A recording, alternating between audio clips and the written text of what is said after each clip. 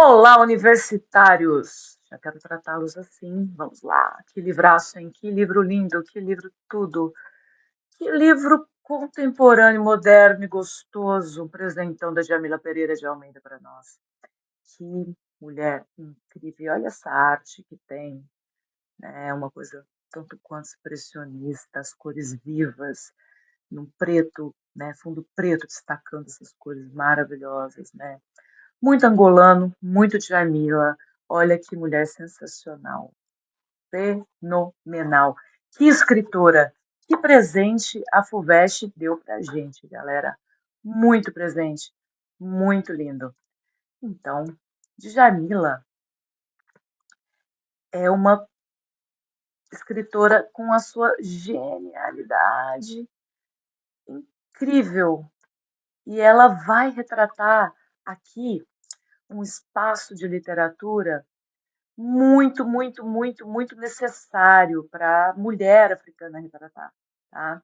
É, ela é uma voz significativa nessa literatura de língua portuguesa, porque ela se destaca pela capacidade dela de articular questões complexas de identidade, raça, migração, né? E ela faz isso de uma forma poética e profunda. Então, essa obra, né, principalmente a Visão das Plantas, vai contribuir para a ampliação das narrativas pós-coloniais. Então, a África está vivendo este momento, especialmente Angola. Então, ela tem essa perspectiva que desafia esses estereótipos, né, de explorar as intersecções entre as culturas e histórias.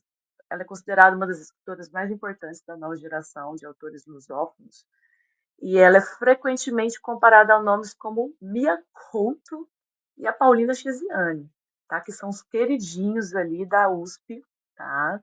O Mia Couto está sempre por lá, então ela é muito especial mesmo, porque a qualidade dela não está só na literatura, da prosa literária dela, mas na maneira como que ela amplia o debate sobre as heranças coloniais e as identidades, né, que a gente chama de diaspóricas, entre as diásporas, trazendo uma perspectiva fresquinha, necessária para a literatura contemporânea.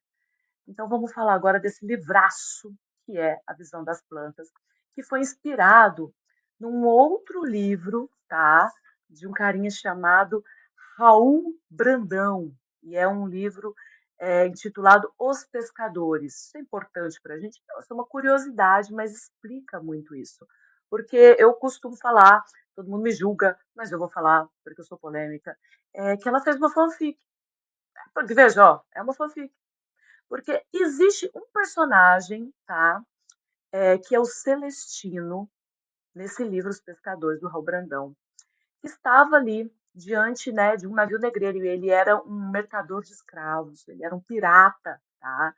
Que fazia esse mecanismo de trazer os escravos. Então, assim, e o Raul Brandão vai trazer em Os Pescadores o Celestino, que era crudelíssimo com os escravos. Um dos episódios, inclusive, nos quais eu acho que ela mais se inspira, tá? É um episódio em que ele estava ali meio revoltado com tudo que estava acontecendo com os escravos, eles estavam extremamente, né, perigosos e tinha um certo burburinho de haver um vírus que estava se espalhando, né, entre eles, e ele fechou um número considerável de escravos no porão e jogou cal nessa galera. Então pensa, gente, de uma crueldade assim absurda. Então, quem que vai ser o protagonista, né? Sobre quem vai ser a visão das plantas? Vai ser sobre esse personagem aqui. Vai ser sobre o Celestino. E o Celestino, ele se aposenta da vida dele de pirata, de mercador de escravos, até porque a profissão se encerra. E ele retorna, tá, para sua vida em Portugal. E aí ele vai tomar conta de uma casa abandonada, que é herdada de família, tá? No meio do campo, assim, um pouco mais afastada da cidade, mas não tão afastada da cidade assim. Havia um movimento ainda de pessoas. E essa casa ali estava totalmente abandonada e ele retorna.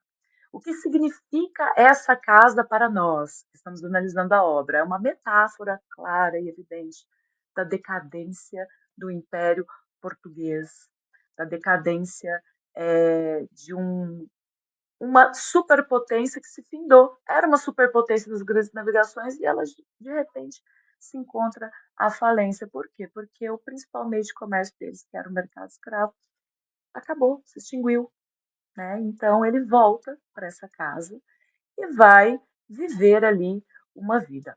E aí, a visão das plantas, a gente tem um tipo de narrativa muito interessante, porque não é uma narrativa linear. Primeiro que não tem começo, meio e fim, então eu não vamos especificar na trama. Ah, professora, conta a história da visão das plantas. Ela não é uma visão, não é uma história linear. Ela não tem um começo, meio e fim. São pensamentos da narradora protagonista misturados com alguns devaneios do próprio Celestino, misturados com alguns episódios em que ele conversa ele interage com alguns dos personagens, que a gente vai se aprofundar em alguns deles mais um pouquinho. Então, vou falar um pouquinho dessa narradora, né? É a narradora protagonista, a primeira narrada em primeira pessoa, né? É uma personagem que se identifica como mulher, imigrante, vive em Lisboa e reflete sua vida, suas origens e suas experiências, tá? Então ela vai ser o fio condutor da narrativa.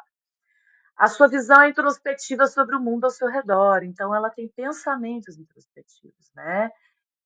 E que vai ser o cerne, vai ser o centro, vai ser a peculiaridade do livro. O protagonista é uma figura complexa, que mistura memórias pessoais com observações filosóficas sobre a vida, a natureza e a condição humana.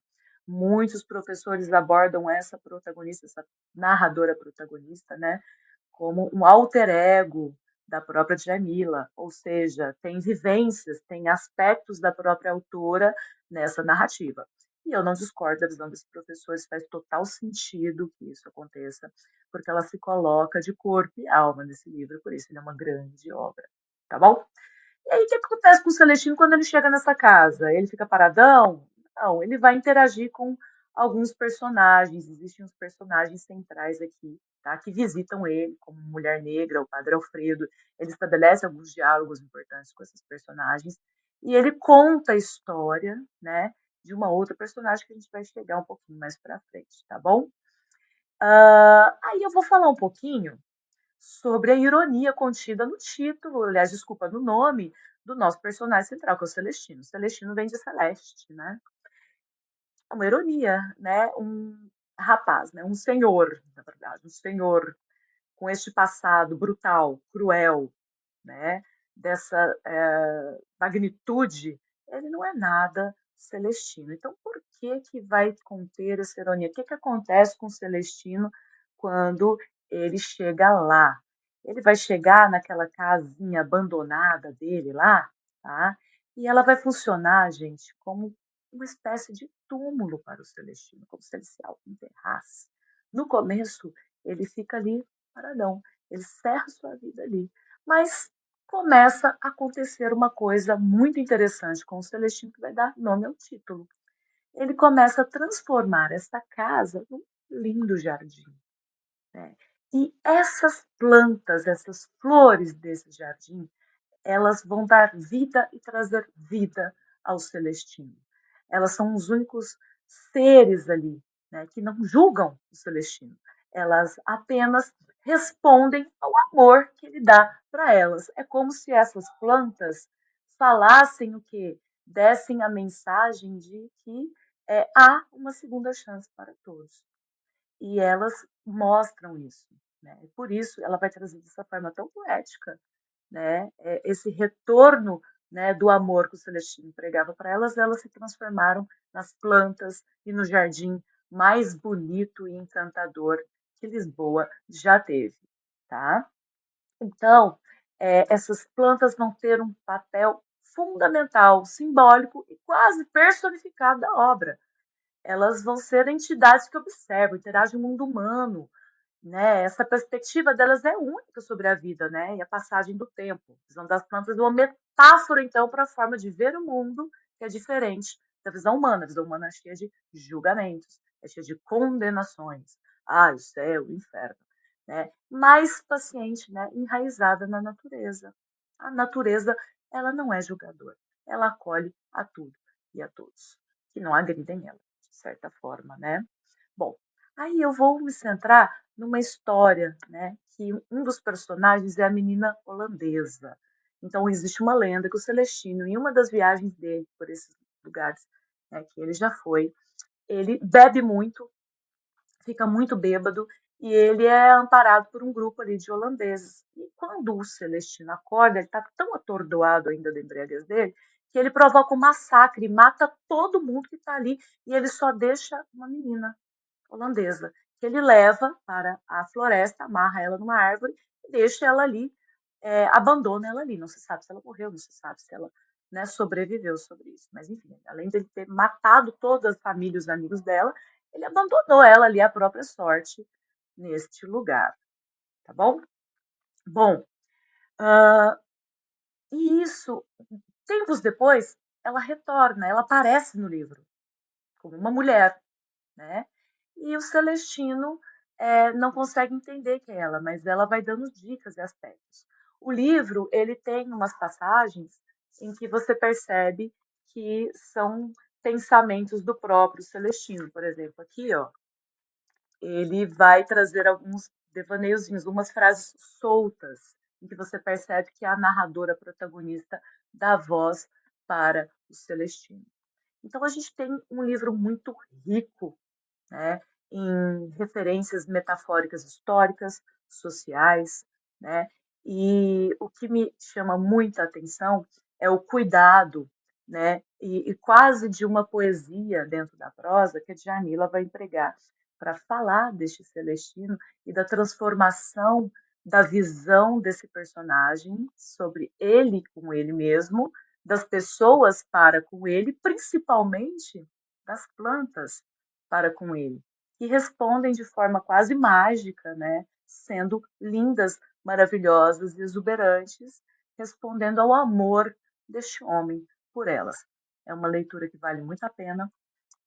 Como ela seria explorada pela FUVEST, eu aposto aqui numa interpretação de texto, de um trecho, né, mas que com certeza você vai precisar se inteirar da obra, se inteirar da linguagem da obra e também de uma intertextualidade, né? Não acredito que ela vá pedir essa intertextualidade com livros pescadores do Raul Brandão, mas é uma coisa que traz muitas respostas por a escritora ter se inspirado, e ela revela isso publicamente dentro das entrevistas dela, que ela se apropriou deste personagem, do Raul Brandão, e o fez de forma tão majestosa, tão linda, e deu uma luz e vida a ele e uma segunda chance a este homem, que representa o próprio colonialismo português, o próprio povo de Portugal, né?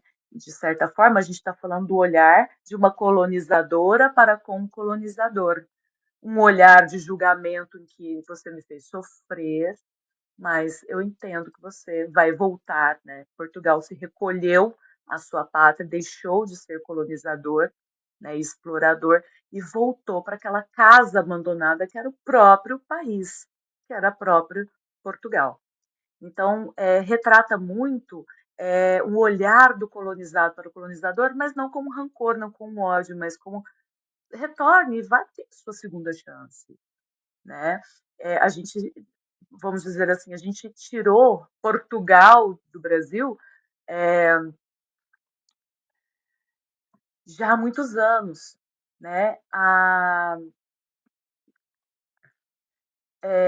Angola, não. A África, não. Ela se desligou tardiamente de Portugal. Então a gente ainda tem essa visão, né, de que está um pouco distante para nós. Mas a visão de colonizador colonizado para os angolanos ela é muito recente. Então a gente vale a pena a gente lembrar isso aí e até lembrar um pouquinho do Pepe Tela, que fala muito disso nas obras dele.